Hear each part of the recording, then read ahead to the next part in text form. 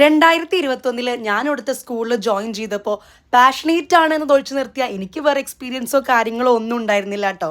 അന്ന് എനിക്ക് വേണ്ട ഗൈഡൻസ് ഒക്കെ തന്ന് ഒരു മെൻറ്ററെ പോലെ നിന്ന ആളാണ് ഈ ജോൺ സാറ്. സാർ ഇപ്പോൾ ഈ 2 വർഷമായിട്ട് ഇപ്പോൾ നാട്ടിൽ സെറ്റിൽഡ് ആണ് കേട്ടോ. അതുകൊണ്ട് തന്നെ സാർ ദേ കുവൈറ്റിലേക്ക് കുറച്ച് ദിവസത്തേക്ക് വരുന്നുണ്ടെന്ന് കേട്ടപ്പോൾ എന്തായാലും കാണണം എന്ന് ഓൾറെഡി പ്ലാൻ ചെയ്തിട്ടുണ്ടായിരുന്നു.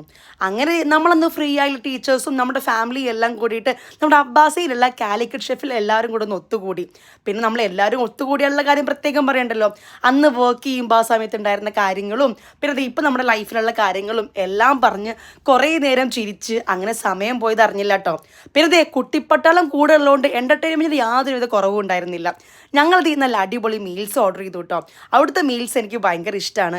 അങ്ങനെ ദേ പിള്ളേർക്ക് ഫ്രൈഡ് റൈസും ഞങ്ങൾ നല്ല മീൽസും എല്ലാം കഴിച്ച് ആദ്യക്ക് വിൻ്റർ ആയ കാരണം ഞങ്ങൾ ഐസ്ക്രീം മേടിച്ച് കൊടുക്കാറില്ല കേട്ടോ. അതുകൊണ്ട് അവിടുന്ന് കിട്ടിയപ്പോൾ അവൻ ശരിക്കും ആഘോഷം കഴിക്കുന്നുണ്ടായിരുന്നു. അങ്ങനെ ദേ ഞങ്ങൾ വർത്താനൊക്കെ പറഞ്ഞ് തിരിച്ച് നമ്മുടെ വീട്ടിലോട്ട് പോന്നു.